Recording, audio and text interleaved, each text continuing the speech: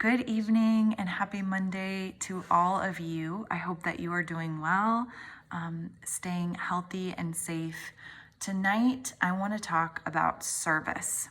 Service is a sacred rhythm and it's also a form of worship.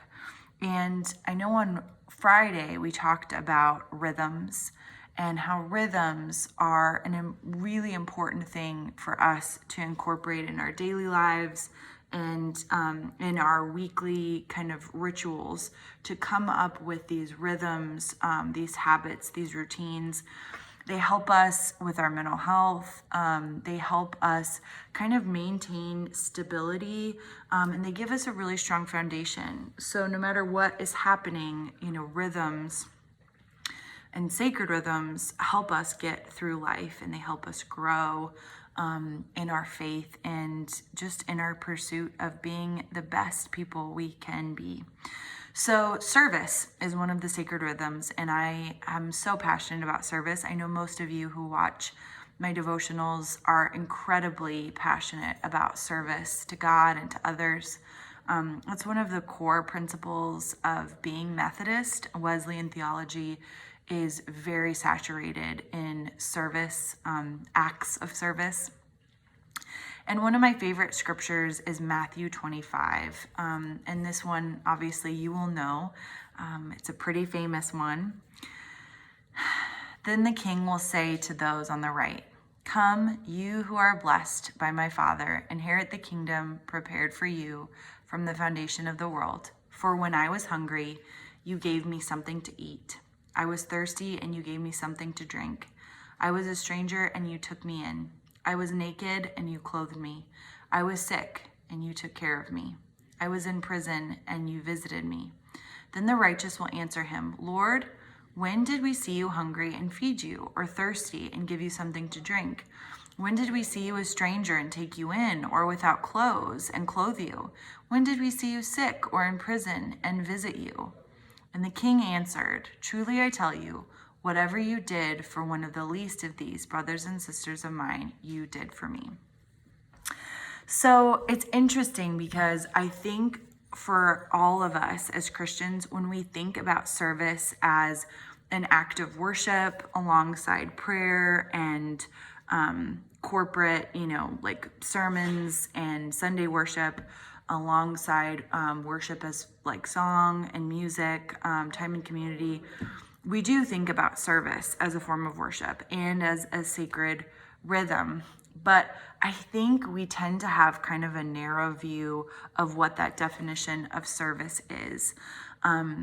Usually it's, signing up to volunteer at a coat drive or a food drive, maybe signing up to help out at a food kitchen. Obviously not right now because of COVID, but Jesus was so big on modeling service, and was a servant leader, had a servant heart. Jesus obviously laid down his life for us out of sacrificial love and service. And so Jesus modeled what it means, as they say, as Jesus says in Mark chapter 10, "For the Son of Man did not come to be served, but to serve." And so I think that Jesus is asking us to partner in service, not because we feel like we're guilty or we feel obligated to, but because of the love that God gives us to share with the world. And it really does come down to love, like laying our life down in service to God and to others, and really receiving so much joy and meaning and fulfillment out of that. It's so interesting. I was talking about a youth mission trip that we're praying we get to go on, take some of our youth students. And mission trips have been so impactful in my story, in my journey as a Christ follower. They really have played such an integral part of God guiding me in ministry, and now as a pastor.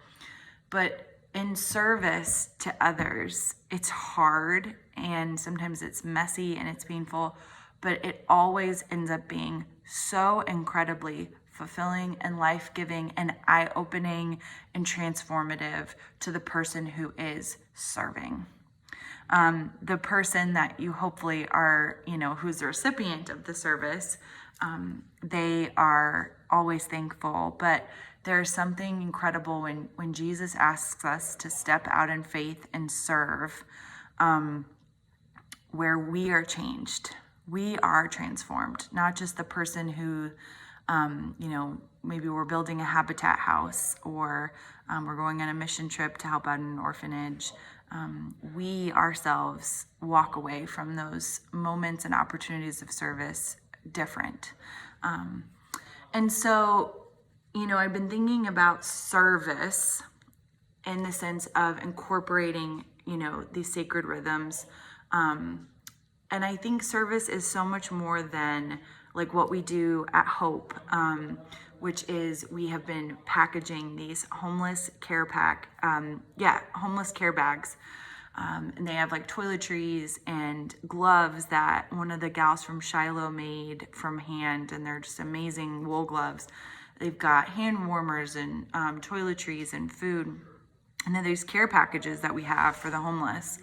That is one of the most amazing and really neat things that we have done this fall and this winter at Hope as like a missions project. But service is more than that. Service is more than like Russ and I going to Costco and getting a bunch of hand warmers to put in those care packets. Service, I would challenge us tonight, is embracing an interruption by someone or something that annoys us on an already busy day, but taking the cue from Jesus, our Lord, who his entire ministry was interruptions, right? It's true. He was always going from one place to another, and then all those stories we read are just interruptions. There weren't like a schedule or a plan.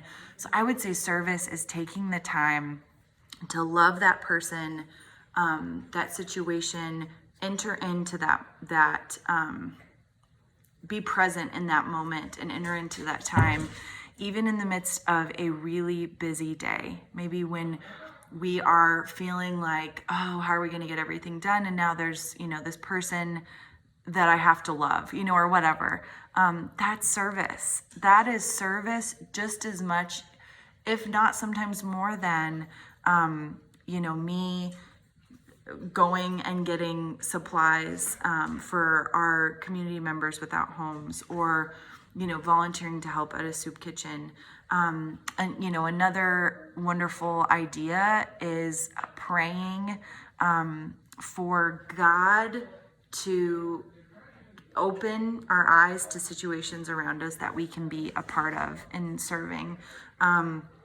Sometimes we serve in ways where we feel like we are way in over our head. Okay, so like I prayed this prayer that God, you would help open my eyes to how I can be a part of service in your world. And God like literally broke my heart for the kids in the foster care system. I started praying to see opportunities to serve and worship him. And God was like, you need to be CASA. And I remember Russ and I watched this movie, Instant Family, about kids in the foster care system.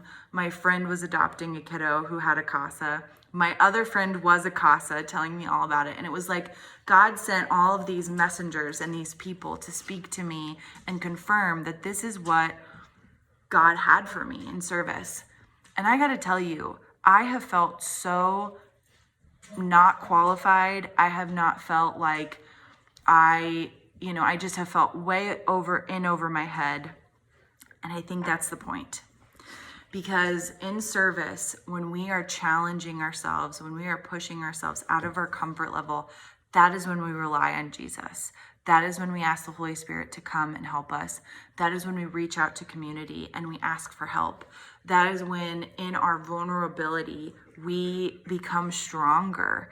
In our time of need, we rise to the occasion and we grow and we transform and we, again, like are fulfilled. I this month, it will have been exactly a year that I've received my same CASA kids. So I've had this same kiddos for a year. And it has been the most rewarding, fulfilling, joyful experience. And it has been hard. And it has been heartbreaking. And there have been so many times where I'm like, I don't know what to do, or I don't know what to say. I don't know how to navigate this. And God has met me in that service. And so service looks messy and inconvenient, and it can be challenging and testing, but it's everywhere. Service is the opportunities everywhere. And I think when we create these sacred rhythms and we create a margin in our lives to serve others, and we make room for that, we realize that the sacrifices or the inconveniences or the moments where we feel insecure, they all just kind of fade away, and we are able to connect and rely on God in this like really beautiful, intimate way. And it just strengthens our relationship with the Lord and gives us such a joy. When I think about the mission and outreach as such a heartbeat of Hope United Methodist Church, it like really does bring tears to my eyes. Our congregation is so generous, and we have saints at our church, and I'm talking like kids all the way up to people like in their 90s that are always looking for ways to serve God and to serve others. And so just know that I see you. There were some ladies at our church that delivered poinsettias to some of the folks in our assisted living and nursing homes for Christmas. There were some folks at our church that delivered little care packages and left them in people's homes who don't leave their house very often. And the amount of service that everyone shows to me, their pastor, just with acts of love and service and kindness and generosity of your time, your resources, your gifts and graces that the Lord has given you, like it really does bring me to tears, because I see the joy that you all have for serving. I do. And so I think I want to wrap up. When we get to heaven and Jesus looks each one of us in the eye and says, well done, good and faithful servant, Jesus is going to flash before us all these moments in our lives when we did feed him because he was that person who was hungry on the side of the road, or when we did clothe him because he was that person who we helped at Family Promise, or visiting him because he was that person that we wrote that card to, or we went to visit because they were sad or sick or brought flowers. Like God, we are made in the image of God. And Mother Teresa used to say that she saw Jesus in everyone, which is why it was so easy for her to love everyone, because she saw Jesus in everyone. And that's Matthew 25. And that's the whole point. And so I would just encourage you this week that if you're feeling like, oh, I haven't been able to volunteer in the way I normally do because it's COVID, or our mission trip is going to probably look different, everything is tweaked. You are serving people each and every day when you are patient, or you're accepting that interruption, or you are in a challenging situation and you're not giving up, and you are having those difficult conversations, and you are loving people that are sometimes hard to love. That is service. That is service. All of those things are service, and they matter, and Jesus sees them. And sometimes I get to see them too, whether you know it or not. Your pastor sees them.